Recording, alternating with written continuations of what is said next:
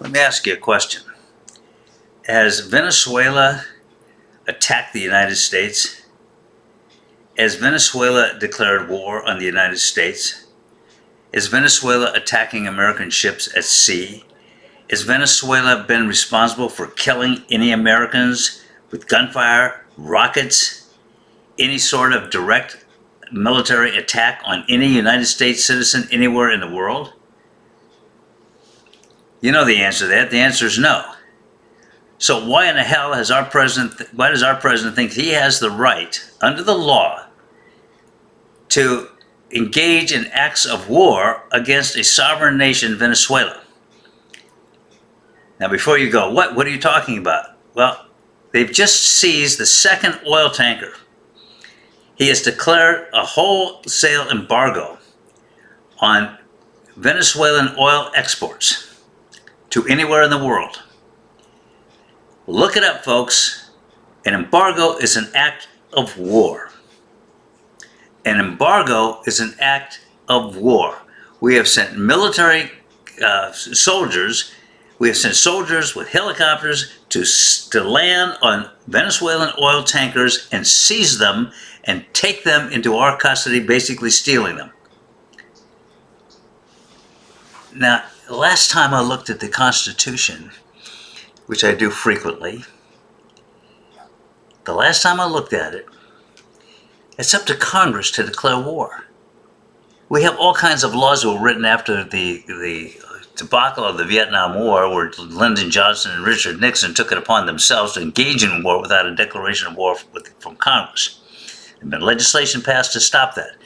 This president ignores any legislation he doesn't like.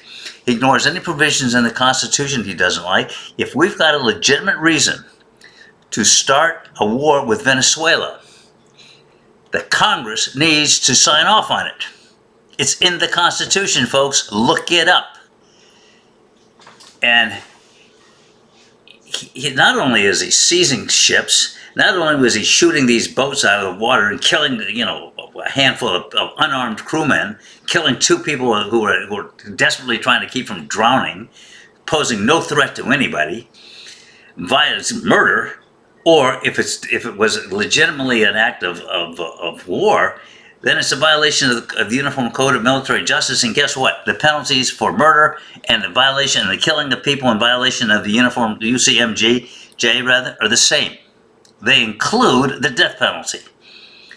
You don't kill helpless people. Period. It's not only illegal, it's immoral. And if it doesn't bother you, then there's something wrong with you. If you're not bothered by the blowing up of helpless people, trying desperately to keep from drowning in the water, posing no threat to anybody, if that doesn't bother you, look in the mirror and ask yourself, where did I get my values? Particularly you who are Christians. I know a lot of Christians support Donald Trump. Ask yourselves, is this consistent with your religious beliefs? If it is, maybe you should try a different religion. Like maybe the religion of savagery. Maybe the religion of I don't give a damn about anybody else. Who knows? But you shouldn't be Christians. You certainly shouldn't call yourselves that. So shame on you if you're supporting what this president is doing, particularly with regard to killing helpless people in the water. So let's get back to the law, because I talked yesterday, and the more these things happen, I hate to lose my temper. I just wish I could get Donald Trump on the witness stand for 5 minutes. I'd rip him to shreds. And also any of these damn Republicans who support him will go out there and spout all kinds of nonsense. I'm talking about, you know who you are, you Republican senators and congressmen. Let me get you on the witness stand for 5 minutes. And there'll be nothing left of you but a few feathers and some tar. So, excuse me, there I go again. I'm Irish. I can't help myself. So, plus I'm old and cranky and all that kind of stuff. Plus it's getting near Christmas, and that always irritates me because I never get what I want. If you don't believe me, let's go down to the pier and see if you see any yachts with my name on them. Thank you, Santa Claus. I don't want to go there. So, yeah, he's a vindictive elf. So let's get back to the war thing, because it's consistent with what I talked about yesterday.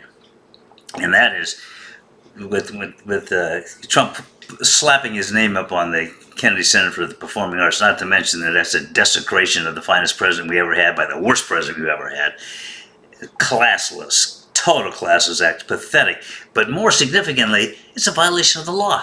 Congress named that building.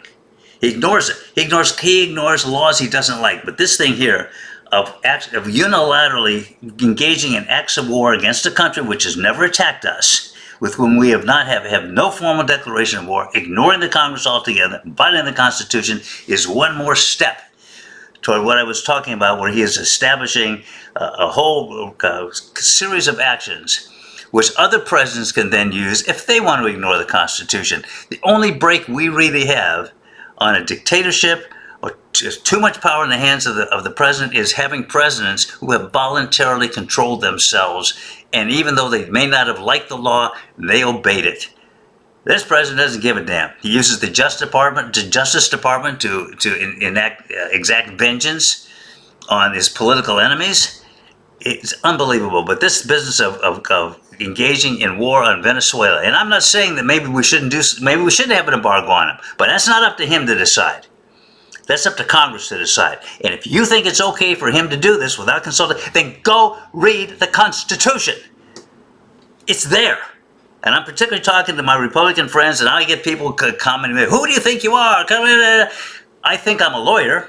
I think I'm an American. I think I'm somebody who believes in the philosophy of this country, the history of this country, and most importantly, the separation of powers, which distinguishes us from almost every other country in the world, particularly countries that have strong men in charge of their government. You don't have you don't have constitutional restraints on Putin. You don't have these kinds of restraints on the president, in quotes, of China. You don't have these kinds of constraints on North Korea or Cuba or Venezuela or any place else. We have them in this country. It's one of the things that makes this country so strong. But when this guy is just tearing those restraints, the separation of powers, just shredding them right before our very eyes. And I tell you, listen to what he had to say about Rob Reiner. The guy is a few cards short of a deck, and it's really dangerous that he's out there telling people to engage in things which they know are illegal, shooting those people in the water who are helpless. You're telling me that the admiral who ordered that strike, as opposed to the admiral who refused to order the strike, the admiral who did, he didn't know what he was doing was a violation of the law? Of course he did. But they're afraid of him. These people are terrified. These Republican Congress people, they're terrified to stand up to this guy. So he's just running roughshod over our Constitution. And the people who speak out against him, like me, oh, well, you have Trump derangement syndrome. No, Trump has Trump derangement syndrome.